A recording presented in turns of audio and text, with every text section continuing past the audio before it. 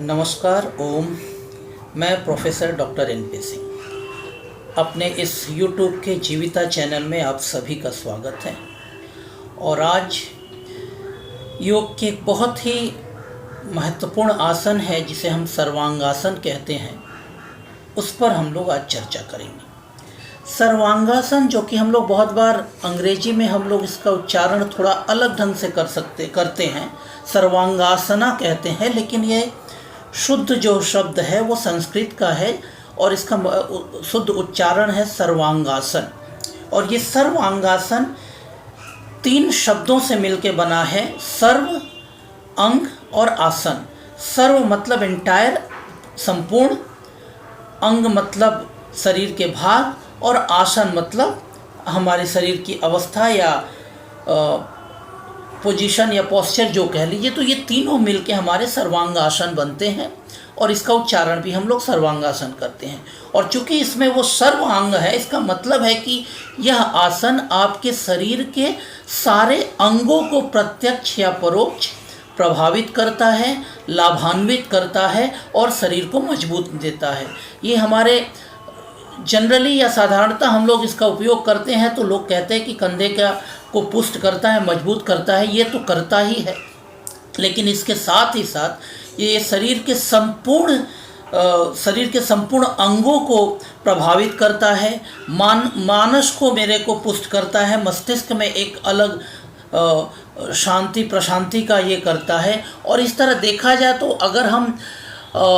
इसको अगर शरीर के फिजियोलॉजिकल सिस्टम पर के हिसाब से सोचें तो शरीर के महत्वपूर्ण जो फिजियोलॉजिकल सिस्टम है, जैसे एंडोक्राइन सिस्टम, जैसे नर्वस सिस्टम, जैसे सर्कुलेटरी सिस्टम, रेस्पिरेटरी सिस्टम, इस सारे सिस्टम को बहुत अच्छे से प्रभावित करता है। यानी अगर हमारे एंडोक्राइन सिस्टम करता है तो हमारे बॉडी बहुत अच्छे से डिटॉक्सिफाई होती है, यानी विषमुक्त होती है, शरीर से विजातीय पदार्थ निकल जाते हैं। तो एंडोक्राइन सिस्टम होती है, हमारे हार्मोनल बैलेंस सही रहते हैं, तो शरीर में सारी फिजियोलॉजिकल सिस्टम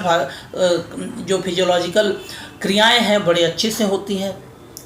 नर्वस सिस्टम को ये बहुत अच्छे से प्रभावित करता है और इसकी वजह से हमारे शरीर और मानस के संपर्क जो होते हैं बहुत अच्छी होती हैं और हम किसी भी तरह का फिजिकल और मेंटल कोऑर्डिनेशन है, जो शरीर और मानस का जो एक सुसंपर्क है, उसको हम बहुत अच्छे से उपयोग कर सकते हैं और अच्छे से प्रभावित कर सकते हैं। सर्कुलेटरी सिस्टम को ये बहुत अच्छे से प्रभावित करता है। इसका मतलब कि हम शरीर के हर कोशिका को अच्छे से हम शुद्ध रक्त पहुंचा पाते हैं और वहाँ से अशुद्ध या डीऑक्सीजनेटेड ब्लड को वापस ले आ सकते हैं, इसलिए कि कोशिकीय श्वसन या सेलुलर रेस्पिरेशन या सेलुलर मेटाबॉलिज्म के लिए भी ये आसन बहुत ही महत्वपूर्ण है कि हमारे एक एक कोश को जो आवश्यक पोषण की ज़रूरत है और वहाँ से जो विजातीय पदार्थों को निकाल के एक एक कोश को जो विषमुक्त करने की प्रक्रिया है, उसमें यह आसन बहुत अच्छे से प्रभावित करता है। अब अगर हम इसकी चर्चा में आ जाएं, चक्र के हिसाब से करें तो हम जानते हैं कि हमारे शरीर में कई चक्र हैं। तो ये आसन कई चक्रों को प्रत्यक्षतः प्रभावित करता है। उसमें सहस्रार है, आज्ञा चक्र है, विशुद्धि चक्र है और मणिपुर चक्र है। तो हम सभी जानते हैं कि सहस्रार चक्र जो है वो सीधे सीधे हमारे मस्तिष्क को से जुड़ता है, या यूँ कहें कि हमारे जो हायर कॉन्शस लेवल है, हमारी जो चेतना का सबसे विकसित रूप है, उसको प्रभावित करता है और साथ ही साथ हमें कॉस्मिक एनर्जी के साथ जुड़ने की प्रक्रिया के लिए ये एक आधार स्तंभ होता है। यानी कि हम एक अगर ब्रह्मांडीय ऊर्जा की बात करें, ईश्वरीय सत्ता की बात करें, या हम एक कॉस्मेटिक एनर्जी की बात करें, तो उसके साथ हमारे इस जुड़ने की प्रक्रिया में सहस्रार चक्र की एक बहुत बड़ी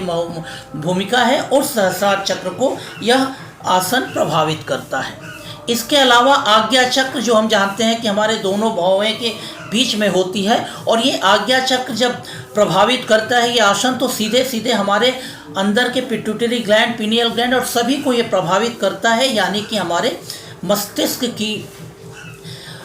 स्ट्रक्चरल यानी संरचनात्मक और क्रियान्वक फिजियोलॉजिकल दोनों फंक्शन को बहुत ज़्यादा प्रभावित करता है। और किसी में भी यह कार्य करने के मतलब है कि हम हमारे मानस को या मस्तिष्क को बोले, उसके स्ट्रक्चरल जो स्ट्रक्चर है उसको प्रभावित करता है और उसके हिसाब से हमारे मेंटल फंक्शन को एनहांस करता है, बढ़ाता है और हमारी मानसिक क्षमता बढ़ती है और मानसिक कार्य करने की जो प्रक्रिया है उसमें हम बहुत आगे बढ़ते हैं। और ये आसन कहीं ना कहीं मानसिक रूप से एक व्यक्ति को मानसिक क्षेत्र को या मानसिक आयाम का एक विस्तार देता है कि एक व्यक्ति अपनी क्षमता को, मानसिक क्षमता को सही ढंग से नियोजित कर सकता है या सही ढंग से उसका उपयोग कर सकता है। इसके अलावा ये और एक जो चक्र पे बहुत बड़ा प्रभावित करता है जिसको कहते हैं विशुद्धि चक्र, जो गले में रहता है। और विशुद्धि चक्र जो है यहाँ पे यूजुअली हम लोग जानते हैं कि यहाँ से उड़ान वायु जो हमारे शरीर की स्टार्टिंग पॉइंट है, शुरुआत है उड़ान वायु को, यानी कि उड़ान वायु को ये हमारे विषमुक्त करता है या डिटॉक्सिफाई करता है या उसका शुद्धिकरण करता है। इसलिए हमारे जो वायु का प्रभाव है या रक्त संचालन है या जो भी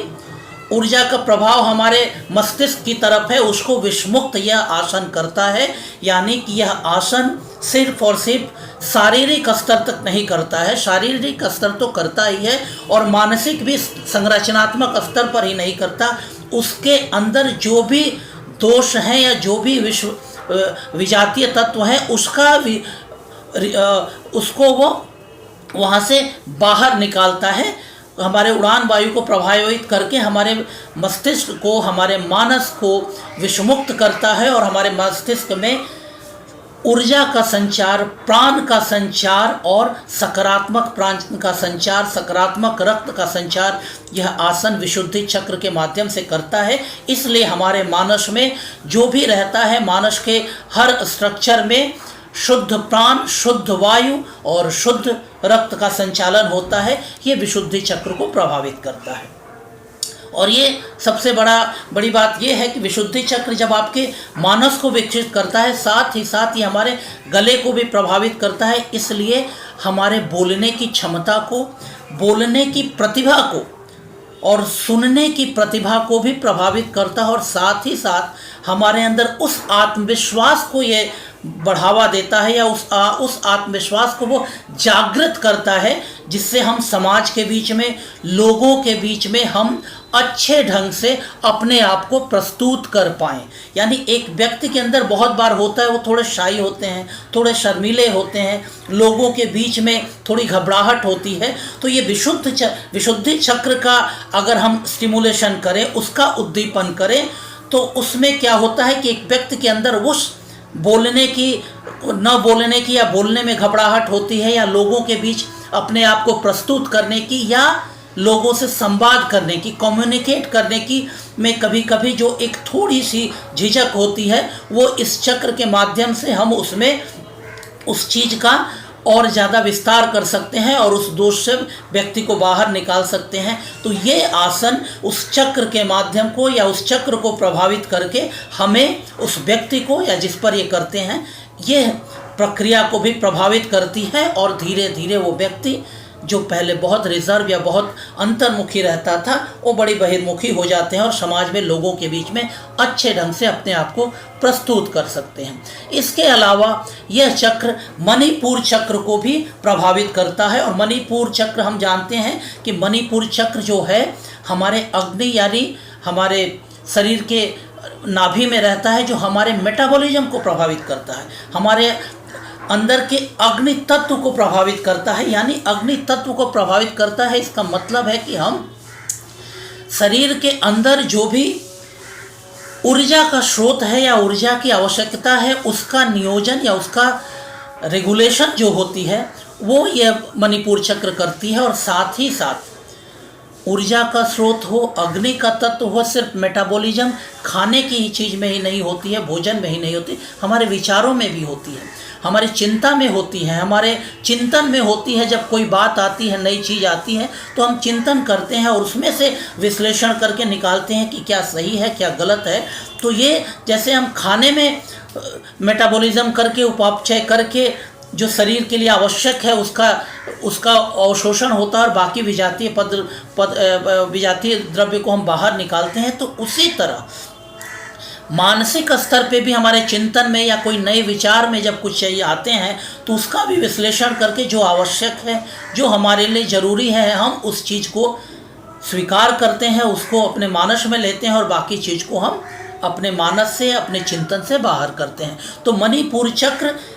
नाभि और मस्तिष्क के बीच का वो एक सेतु है, वो सेतु है जो हमारे मेटाबॉलिज्म या अग्नि तत्व के रेगुलेशन के माध्यम से हमारे शारीरिक और मानसिक पोषण और अवशोषण के संबंध को नियोजित करता है और उस चीज़ को हमें प्रभावित करता है। अब इसके साथ हम आ जाते हैं कि पंच महाभूत के आधार पे अगर हम इस आसन को थोड़ी सी व्याख्या करें, सर्वांगासन, चूँकि ये सर्वांगासन सर्व अंग की बात है, तो ये मुख्यतः दो पंच महाभूत को बहुत ज़्यादा प्रभावित करता है, या हमारे शरीर के दो पंच महाभूत इस आसन के द्वारा प्रभावित होते हैं। और वो दो हमारे पंच महाभूत हैं, आकाश यानी कि स्पेस और फायर यानी कि अग्नि। ये दो पंच महाभूत तत्व हैं जो पांच पंच महाभूत हैं जो हमारे शरीर की संरचना और हमारे पूरे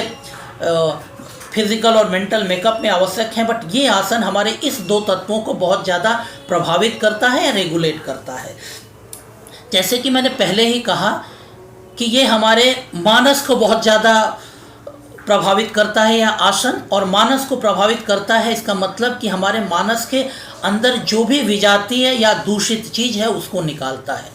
और स्पेस एलिमेंट की जब बात करते हैं, आकाश तत्व की बात करते हैं, तो आकाश तत्व अपने आप में है जहाँ किसी भी तरह की किसी भी रूप में विजातीय पदार्थ जरा भी नहीं है। यानी जहाँ स्पेस है, ऐसे हम कहते हैं स्पेस है मतलब कुछ नहीं है, कुछ नहीं है मतलब किसी भी तरह की एडल्टरेशन नहीं है, किसी भी तरह की वहाँ मिलावट नहीं है, सिर्फ स्पेस है, उसमें कुछ नहीं है। कुछ नहीं है मतलब ऐसा कुछ भी नहीं है जो स्पेस या आकाश तत्व के अस्तित्व को कहीं ना कहीं किसी न किसी रूप में प्रभावित करे, या आकाश तत्व को किसी न किसी रूप में उसके रूप को विकृत करे। तो स्पेस का मतलब ये है उसकी ये पायसनेस, ऐसी पवित्रता जहाँ खुलापन है,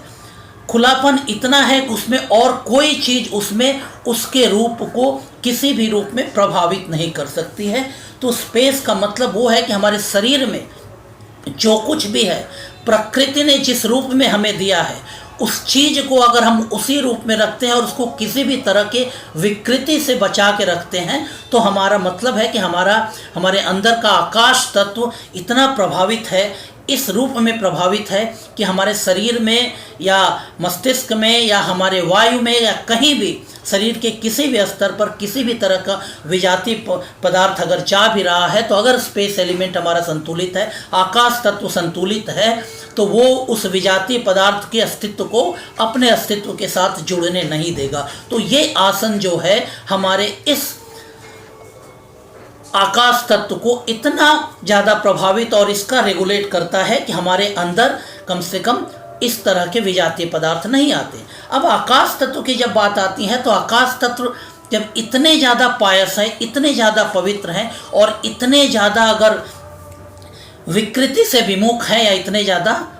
बिल्कुल अपने प्राकृतिक रूप में है, तो हमारे मानस को सबसे ज़्यादा प्रभावित करते हैं, हमारे चिंतन को सबसे ज़्यादा प्रभावित करते हैं। और हमारे जब मानस और चिंतन को प्रभावित करेंगे तो हमारे शारीरिक स्तर पर मस्तिष्क को प्रभावित करेंगे, और जब मस्तिष्क को प्रभावित करेंगे तो हमारे पूरा मस्तिष्क, मानस, हमारे चिंतन और हमारी सोच और हमारी जो चेतना है, सब कुछ इस आकाश तत्व के प्रभाव में रहेगी। तो प्रत्यक्षता और अपरोक्षता दोनों ही रूप में हमारे शरीर को ये अच्छी तरह से प्रभाव देगी, या मानस हमारे शरीर को वही सिग्नल देगा, वही संदेश देगा कि हमें इस आकाश तत्व के प्रभाव में है, और आकाश तत्व के प्रभाव की जो असर है वो हमारे शरीर में भी जाएगा और हमारे शरीर उस रूप में रिएक्ट करेगा, संतुष्ट करेगा। तो पंच महाभूत के रूप में ये हमारा आकाश तत्व को, यह आसन सर्वांगासन को प्रभावित करता है। अब हम आ जाए दूसरे जो तत्व हैं, फायर यानी कि अग्नि तत्व को यह प्रभावित करता है। और अग्नि तत्व को हम ये जानते हैं कि अग्नि तत्व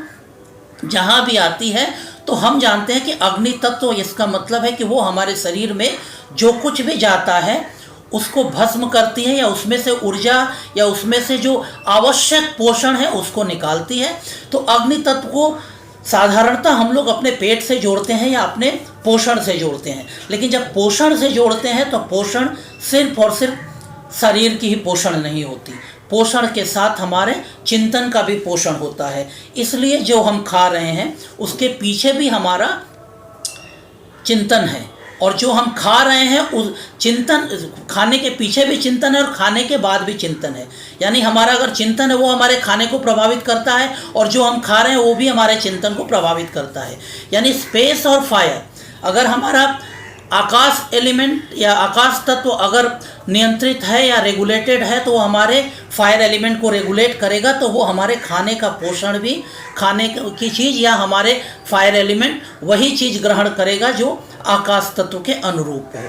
अब अगर हम फायर में ऐसा कुछ खाते हैं तो वो भी आकाश तत्व को प्रभावित करेगा। तो अगर हम सिर्फ और सिर्फ फायर पर डोमिनेट हो, अग्नि तत्व पर केंद्रित करके रहें और हम अपने आकाश तत्व से विमुख होकर रहें, तो हमारे आकाश तत्व में हम जो भी खा रहे हैं वो कहीं ना कहीं हमारे आकाश तत्व को प्रभावित करेगा और कभी ना कभी आकाश तत्व को दूषित भी कर सकता है। अगर फायर एलिमेंट, अग्नि तत्व हमारे शरीर के संरचना के हिसाब से, प्रकृति के अनुरूप से अगर हम नहीं खाते हैं तो वो हमारे आकाश तत्व को प्रभावित करता है। लेकिन अगर आकाश तत्व पहले से हावी हो तो अग्नि तत्व को नियंत्रित करता है कि जो चीज़ हमारे लिए अनावश्यक है वो शरीर के अंदर ना आए। तो ये दो चीज़ें हैं। और फायर एलिमेंट यानी अग्नि तत्व हमारे शरीर के साथ चिंतन को प्रभावित करता है, और उससे भी बड़ी, जब हम खाते हैं तो सिर्फ पेट खाता में जाता है और वहाँ पे डाइजेशन होता है या पाचन होता है, उतना ही नहीं, जब उसके अंदर से हम अवशोषित करके वो प्रत्येक कोशिकाओं में जब हमारे पहुँचते हैं, जो हमारे आवश्यक जो खाते हैं वही हमारे शरीर में के कोश में नहीं पहुँचते। खाने के बाद हमारे शरीर की कई प्रक्रियाएं होती हैं जिसको डाइजेशन और प्रोसेस एब्जॉर्प्शन बोलते हैं। तो उसके अंदर कई हार्मोनल और कई हमारे केमिकल रिएक्शन होते हैं। तो शरीर में जो भी जाता है उसका एक ब्रेकडाउन होता है, उसका एक छोटे छोटे भाग में वो टूटते हैं, जिस भाग में जो चीज़ को जिस भाग में हमारे शरीर अवशोषित कर सकती है, तो वो जब उस भाग में पहुंचते हैं तो वहाँ से वो शरीर अवशोषित करती है और वो अलग अलग शरीर के कोशिकाओं में पहुंचती है, और कोशिकाओं में जाके वो फिर वो स्टोर होती है, वहाँ मेटाबॉलिज्म होता है। यानी हम प्रत्येक कोशिकाओं को पोषण पहुंचाते हैं, और ये प्रक्रिया ऐसी चलती है, जब प्रत्येक कोश में जब आप पहुंचती है तो वहाँ पे मेटाबॉलिज्म होता है और वहाँ से ऊर्जा लिबरेट होती है। यानी हर कोश में जब हम एक स्टोर एनर्जी को ब्रेक डाउन मेटाबॉलिज्म करके जब ऊर्जा का निस्तारण होता है, ऊर्जा वहाँ से लिबरेट होती है और वो ऊर्जा शरीर में चारों तरफ जाती है और हमारे प्राणिक एनर्जी को प्रभावित करती है, या हमारे प्राण पहुँचते हैं। या हम अगर यूँ कहें कि प्राण अगर वही है, क्योंकि प्राण अपने आप में एक ऊर्जा है, तो हर एक कोशिकाओं से जब ये निकलती है तो हमारे प्राण बहुत सामंजस्य के साथ शरीर और मानस में काम करते हैं। इसका मतलब है कि अग्नि तत्व सिर्फ और सिर्फ हमारे पाचन तक ही सीमित नहीं है। अग्नि तत्व हमारे अंदर के जो एक एक कोशिकाओं में जब ऊर्जा निकलती है उसको भी अग्नि तत्व ये करती है। यानी अगर हमारा एक भी कोशिका कहीं भी तरह से इनएक्टिव है, सक्रिय नहीं है, निष्क्रिय हो चुकी है, या वो नष्ट हो चुकी है, या किसी भी वजह से वो अस्वस्थ है या मर चुकी है, तो वो हमारे कहीं ना कहीं प्राणिक ऊर्जा को के प्रभावित में एक बाधा डालती है। तो जब हम इस फायर एलिमेंट या अग्नि तत्व के माध्यम से इसको रेगुलेट करते हैं तो हमारे कोई कोशिकाएं अगर कोई मर चुकी है या निष्क्रिय है या शरीर के नॉर्मल फिजियोलॉजिकल काम में बाधा दे रही है या नहीं कर पा रही है, तो ये फायर एलिमेंट उसको रेगुलेट करती है और वहाँ से ऊर्जा का प्रभाव निरंतर होता है, और उस तरह के जो तत्व या उस तरह की जो भी मृत कोशिकाएं या कुछ भी हमारे शरीर में रह गई हैं उस चीज़ को वो निष्कासित करती है, और वो तब हमारे शरीर को निष्कासित करके शरीर में फिर ऊर्जा का नया प्रभाव करती है। तो फायर एलिमेंट इस रूप में काम करती है, सिर्फ पोषण तक नहीं। और जब हर कोशिकाओं को वो फायर एलिमेंट आवश्यक पोषण पहुंचाती है, आवश्यक ऊर्जा का निस्तार करती है, तब हर सेल एक एक इकाई मिलके एक साथ जुड़ के ऊर्जा का निस्तारण पूरे शरीर में प्रभाव ऊर्जा का संचार होता है और हमारे मस्तिष्क तक भी वो पहुंचता है और तब हमारे शरीर और मस्तिष्क एक सूत्र में काम करते हैं। लेकिन जब ये फायर एलिमेंट अगर हमारे स्पेस एलिमेंट यानी आकाश तत्व की परिधि में रह के काम करेगा तो उसका रूप अलग होगा, और अगर कहीं ना कहीं अग्नि तत्व हमारे आकाश तत्व को प्रभावित कर देगा तो कभी ना कभी उसका गलत भी प्रभाव पड़ता है। इसलिए जब भी इस आसन को करें तो हम तत्व के हिसाब से देख लें कि उस व्यक्ति में उस समय आकाश और अग्नि तत्व के बीच के सामंजस्य क्या है। जब भी हम